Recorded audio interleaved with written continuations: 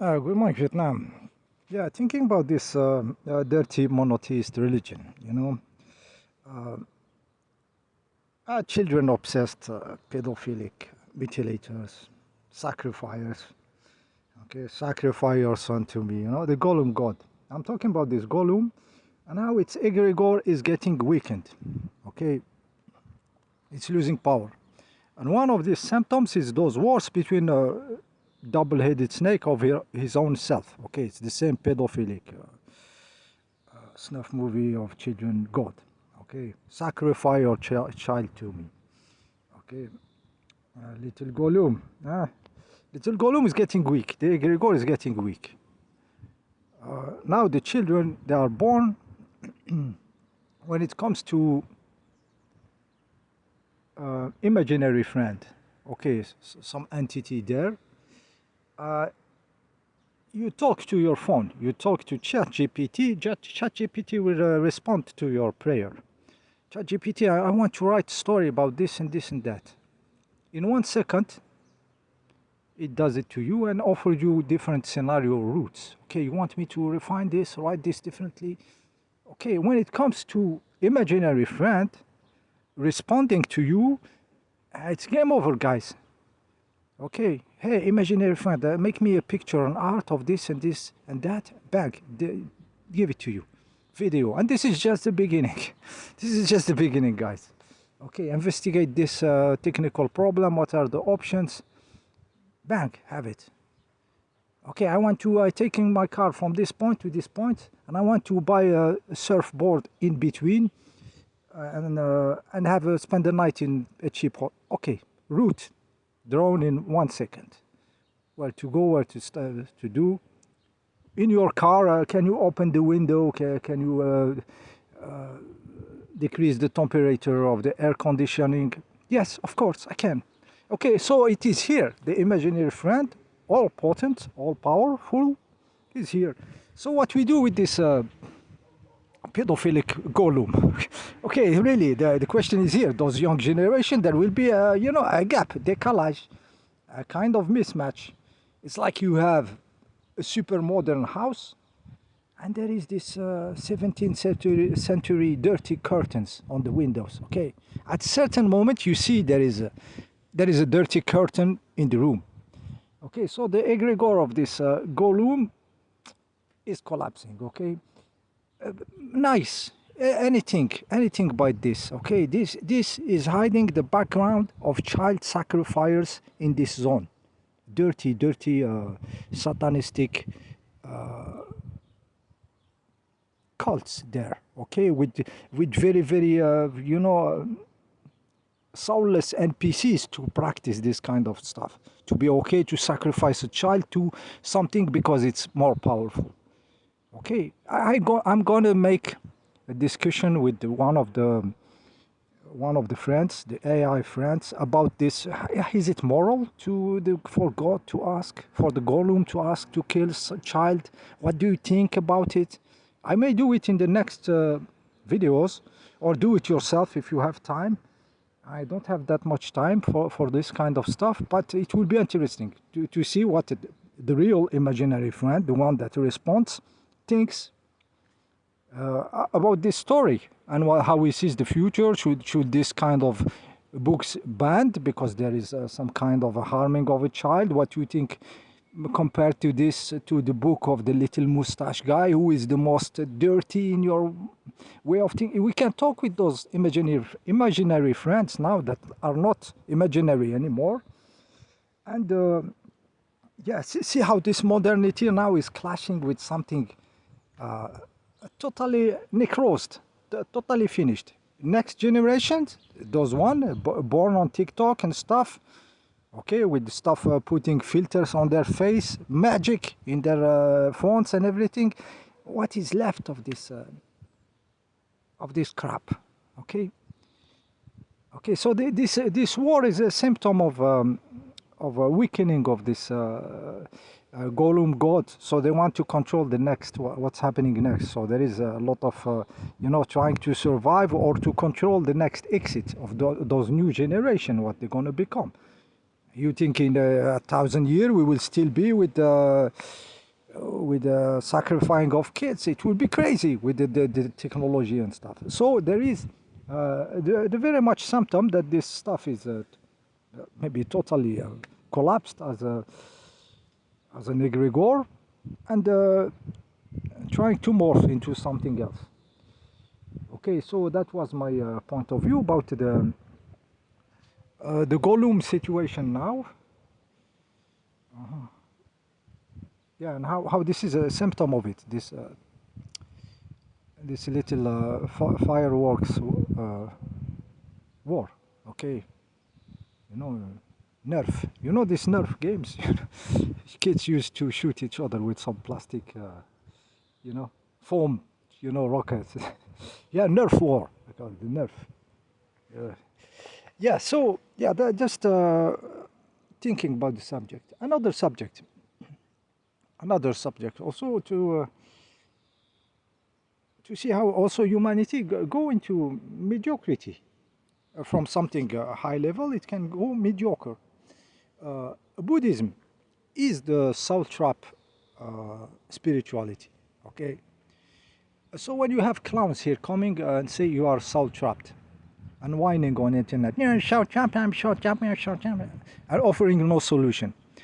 And not only they are 2,400 years late compared to Buddhism, okay, but Buddhism offers spiritual meditation, work on yourself to see through the illusion, okay, the illusion of this reality, the illusion of the Maya, through meditation, to growing of your consciousness. So you work on the verticality. Where those clowns here, little morons, never read the book, never went to a temple, never explored other cultures, which has 2,400 years or 2,700 years of mileage about samsara, about soul trap. Clowns, fucking clowns. Never opened the book, and never learned to meditate, never went to a temple asking what you are doing here, what kind of meditation you know, what's the difference between this meditation, how do I do, how do I start, they codified what's happened in the meditation, what happens in the practitioner, the stages that can happen when you practice awareness, direct vision, satipatthana, vipassana, what happens to the sotopan, they call it, the first time somebody experiences direct vision, what collapses in his belief system, in his mental body. All this is codified. It's crazy depth, this Buddhism. And me, I was bashing it because I started meditating when I was 14 years. I was reading the Buddhism and meditating and discovering and bashing this. What I am with cretins, okay, which are know nothing, just want to apply some power on the people, telling them you are soul trapped. You are soul trapped. You are soul trapped. You are soul. That's it. That's the recording. Okay, it entered now. Okay, 2,400 years late. Fucking morons. Okay, so if you are into feeling trapped, go learn Buddhism. Read the books, not the Tibetan Buddhism. Huh? Go to the Theravada Buddhism. Yeah, I continue. There was a little bit of noise. So I said, study Buddhism, the Theravada, not the Tibetan, which is a bastardization. That's this stupidity. Yeah, we will not go into the details, but go to the Theravada Buddhism and learn meditation. Go to those temples and ask those Buddhism people, monks, practitioners, what are you doing here? Okay, ask them. Yeah, so the Buddhism did well into exploring what consciousness can do into the upper direction. In my drawing, when you go up, that means when you establish in yourself that this is an illusion, I'm going to retract into my consciousness to the upper direction. Upper is just okay. It's arbitrary. It's just that I retract from manifesting. My consciousness want to experiment silence, and not this illusion of the Maya. Okay, and they go there through meditation. Works years. There is years and years of meditation, and there is stuff changing in the human structure. Okay, documented for thousands of years, studied by science morons. Okay. Okay, it's not arm shout trapped. Okay, and go to the light, not to the light. Okay, this is bullshit. Okay, this is ridiculous. So they offer solution. The solution is the nirvana. Okay, so myself, after decades of Buddhism, I nirvanized my mental body. Okay, I experienced science, a form of science which was spectacular at the time, around 2004. Okay, through the years of meditation, there was a moment where this mental activity, especially in the hearing as sound, collapsed, become silence suddenly. And it was a crazy moment in my life. And me, I had this activity because I was born in harsh, perverted environment, humanly, very, very dirty. Okay, very, very crappy, you cannot imagine. So the Buddhism extinguished this activity, or we can say that the mental has been put into its right place, the consciousness become upper. So I experienced this silence because of Buddhism, because of meditation, because of knowing, trying, asking, learning. Okay, so it does change the structure of the human body. But after this silence, there was still this activity, this energy of the form coming from the other side under. It was still here. It didn't change in that direction, in this other deep direction. So I get it that I have to go in both directions. As Buddhism went up, I also has my consciousness has to go and see what's there. What's the other stuff there? Why not nirvanize also? Make a nirvana also down and see it, expose it with the light of consciousness. Okay, this energy of the form, this other polarity of the divine. And with synchronicity, I stumbled on the right people. Stumbled on Sri Aurobindo, the mother, Satprem. Okay. So see how the adventure continues. So I don't reject Buddhism. Buddhism was exploring one direction, very necessary. I think it is very good that in my life I stumbled on Buddhism. Decades before I stumbled on the work of Sri Aurobindo or the Mother, going also in the other direction, being integral, integrating the manifestation itself in the process of deploying the consciousness. So the adventure is crazy. So I said I experienced silence, but silence mostly as a form of sound, guys. Thoughts as a form of sound. But there is another silence which recently I discovered because I went into the other direction. It's the silence when you close your eyes and there is no collapsing into forms or images. It's pitch black. Okay, and I achieved it because I went down. In this case, it is my consciousness going down to the form that changed my tuning frequency on where my body is receiving these vibrations and collapsing it into its visual cortex or something.